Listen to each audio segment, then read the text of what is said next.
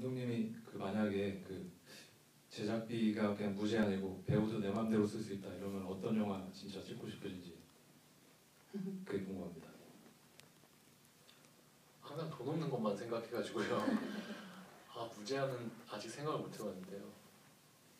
계속 그렇게 아껴서 쓸 것 같아요. 그러면 한 편을 안 찍고요. 여러 편을 찍을 것 같은데요. 그때 찍고 싶은 거. 예. 아까 이제 이야기 듣다 보니까 그 아빠가 경찰서에 이제 가신 그 장면에서 그러니까 보험 사기다 경찰은 그렇게 이야기하고 있고 신고 계속 들어온다라고 했을 때 아들은 이제 화가 나서 니들이 뭘 하냐 우리 아빠 뭐 잘못했냐라고 이야기할 때 사실 한편으로는 어쩌면은 아빠가 진짜로 이제 그렇게 보험을 받기 위해서 방법이 없으니까 이제 그랬을 수도 있겠다라는 생각이 들고 그런데 어쩌면 호찬도 아빠가 그랬을 수도 있겠다라고 생각을 했을 수도 있고 그럼에도 불구하고 그렇게 막 화를 내는 거였을 수도 있겠다라는 생각이 드는데 일단 그 상황에서 감독님은 어떤 감정을 그러니까 어떤 상황을 설정을 하셨던 거고 실제 거기서 막 호찬이 그렇게 이야기할 때 호찬의 그 감정은 어떤 거였을까? 저희 집이 굉장히 어려울 때가 있었어요. 2008, 9년도 때인데요. 그때 동생이 전화가 왔어요. 엄마가 저랑 똑같은 상황을 하셨더라고요. 육교 아래서요. 그때 맨날 집에 들어가기 싫어서 편집실에 있었거든요. 근데 그때부터 좀 집에 자주 들어가고 그랬었는데요. 좀 여러 가지로 화가 나는데 뭐 어떻게 할 수가 없더라고요. 근데 이 영화 속에서 그 경험을 집어넣은 거는요.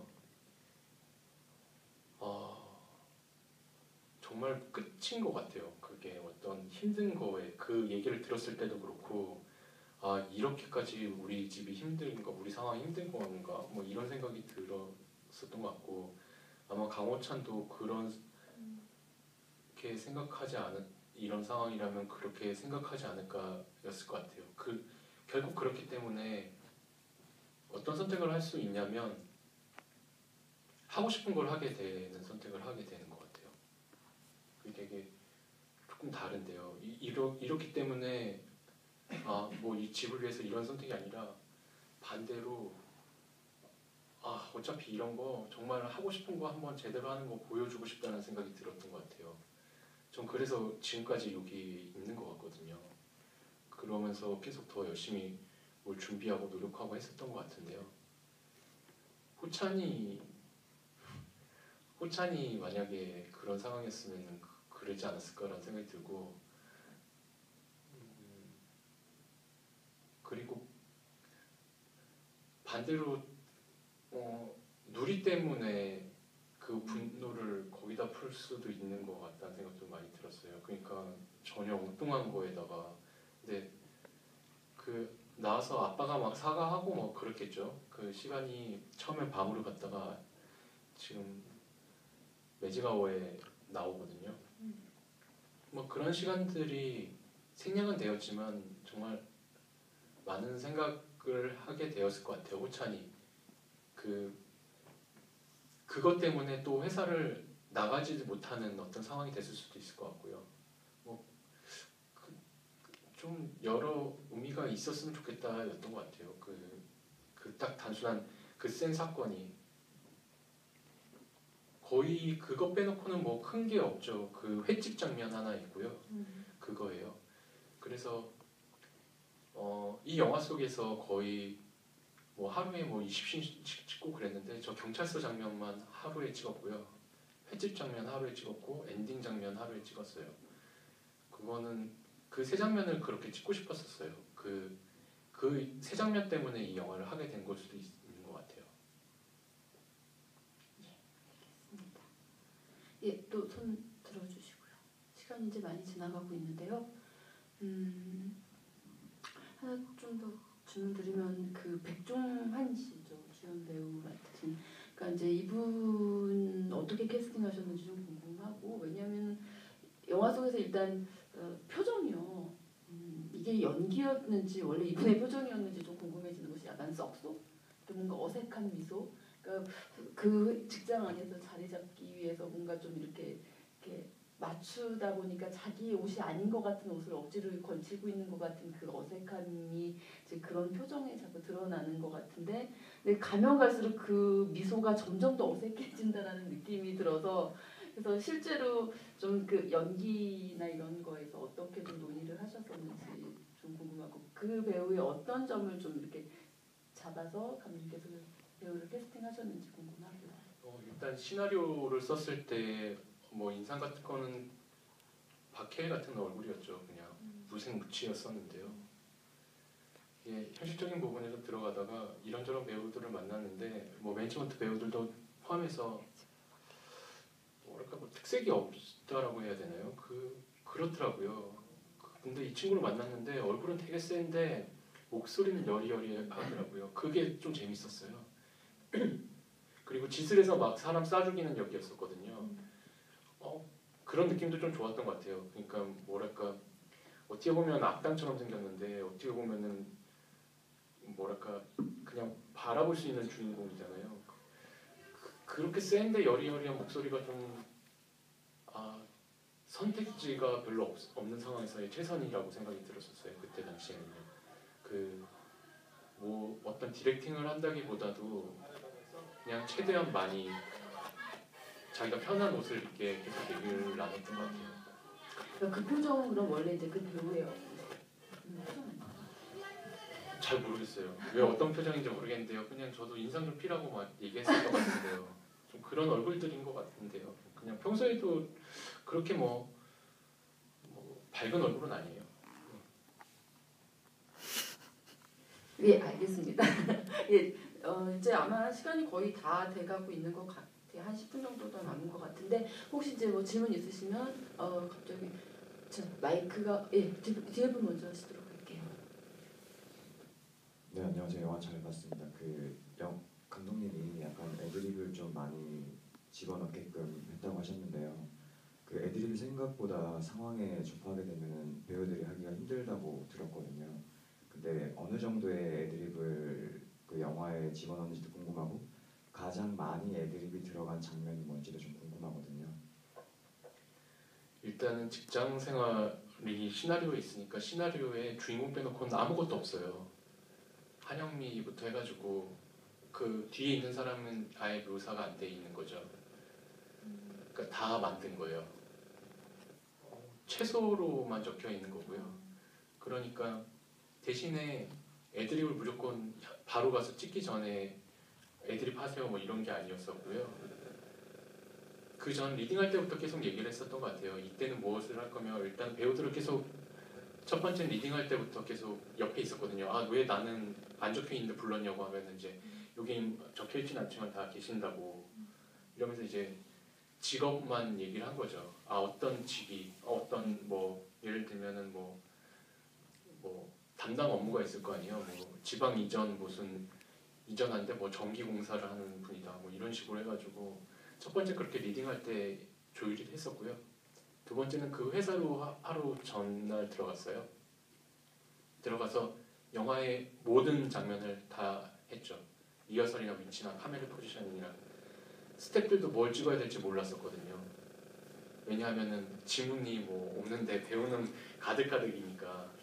그래서 그때 다 했던 것 같아요. 움직임도 마찬가지고.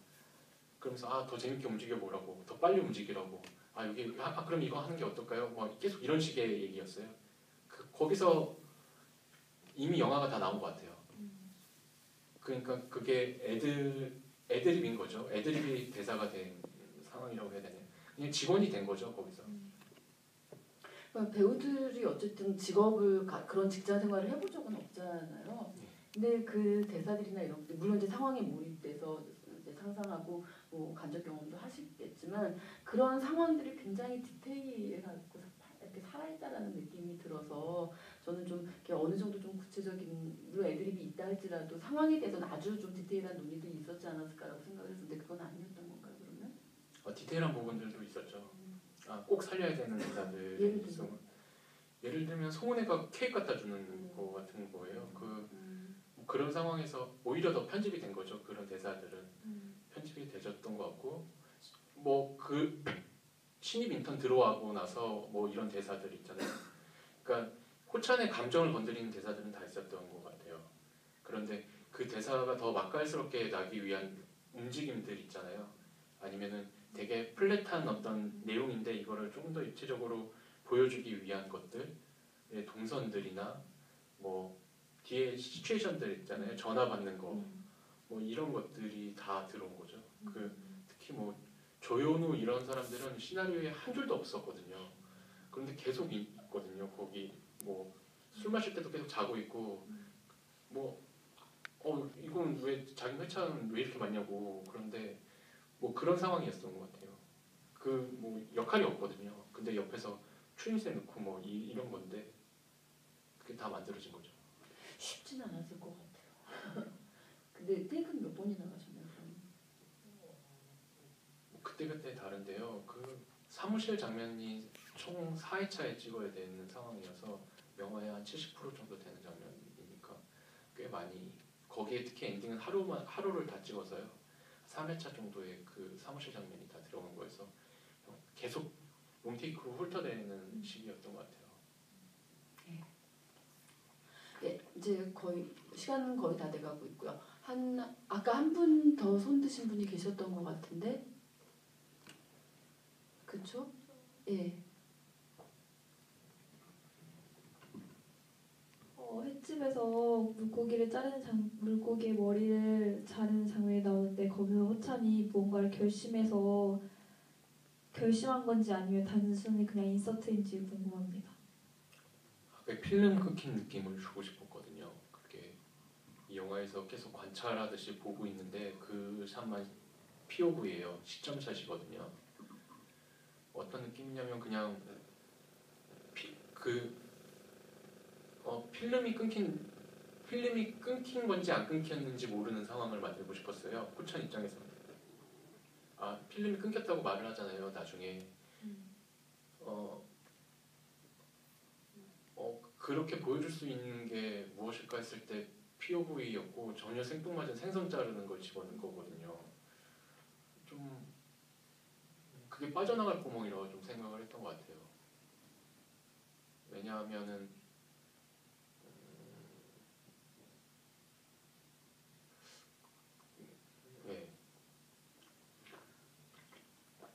지금 갑자기 이렇게 막 이렇게 의견 교환들이 그게 뭘까 지금. 그래서 거기 이렇게 하고 나서의 사운드 디자인도 완전히 달라요. 이게 이렇게 걸어가면서 소리가 있어요.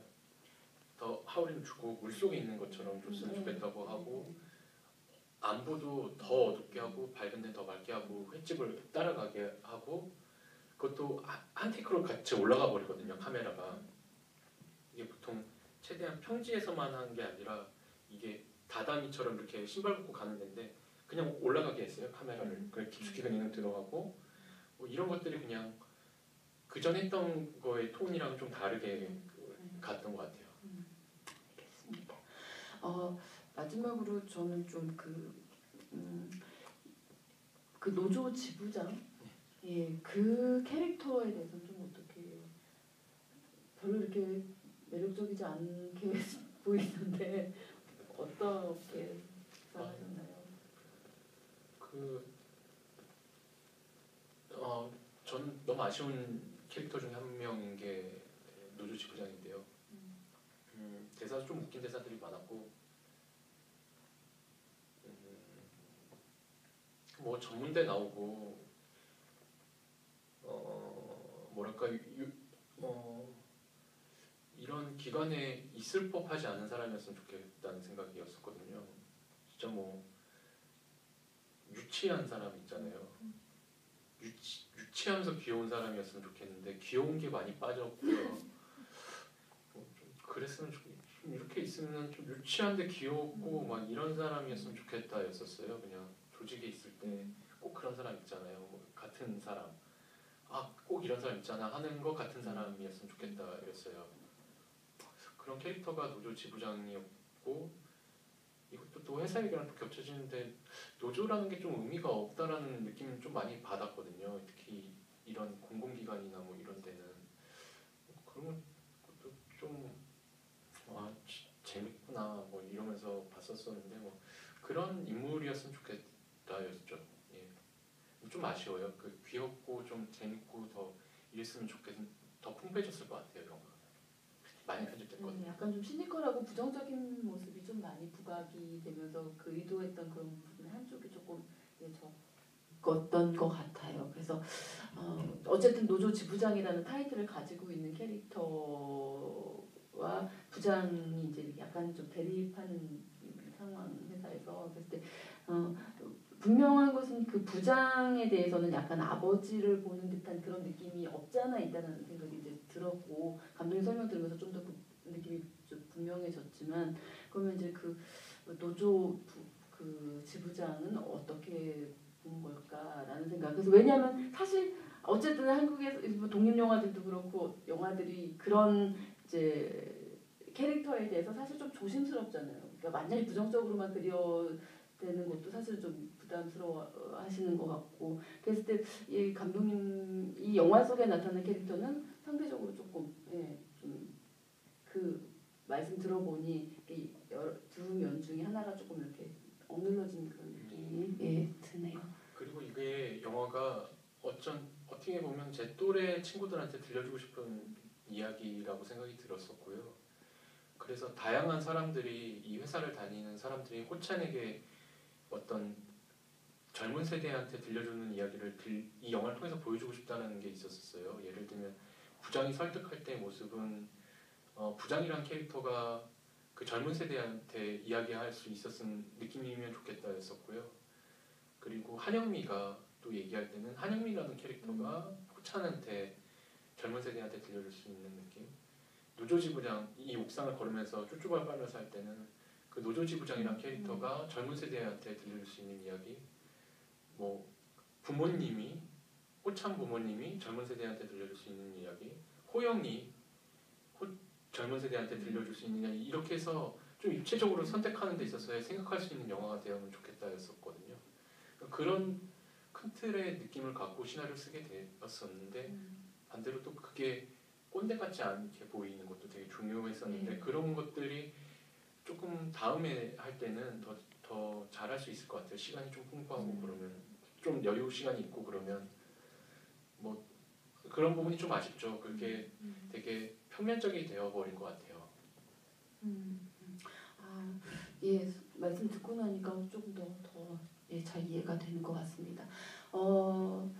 혹시 마지막으로 질문 있으시면 하시고요. 아니면은 저는 뭐 궁금증 많이 풀렸고요. 더 영화를 좀 이해하게 된 것 같고 만약에 질문 없으시면은 감독님께서 이제 마지막으로 관객분들께 하시는 얘기 좀 있으시면 해주시고 아까 간간히 이야기는 나왔지만 앞으로 좀 계획 이야기 부탁드릴게요. 다음 영화 준비하고 있고요. 다음 영화는 압구정동 로데오길의 DVD방 사장 이야기예요. 자영업자? 네. 자영업자의 불안을 다룬 공포 스릴러 영화가 될 것 같고요. 블랙 코미디 같은 그런 느낌일 것 같은데요. 가게 팔려는 이야기예요. 가게가 안 팔려가지고요. 그 영화로 내년에 만나고 싶고요. 올겨울에 그걸 촬영에 들어가는 게 지금 목표예요. 그래서 조금 정신이 없어요. 근데 잘 준비해가지고 더 좋은 영화 만들어서 이런 자리가 있으면 또 와서 관객분들 만나고 또 이 영화를 통해서 제 영화에 관심이 있는 분이 다음 영화도 찾아보고 혹은 10분이란 영화를 모르던 분이 다음 영화를 통해서 10분을 찾아서 볼 수 있는 그런 연출자가 되고 싶고요. 그리고 모두 행복한 선택하시고 즐거운 금요일 밤 보내시길 바라겠습니다. 마지막으로요. 그 펀딩은 어떻게? 명필름이라는 회사에서 진행하고 있어요. 네. 축하드립니다. 예, 감독님 내년에 일단 영화 볼 수 있으리라고 저희 기대하고 기다리고 있겠습니다. 감독님께 큰 박수 부탁드리겠습니다. 감사합니다.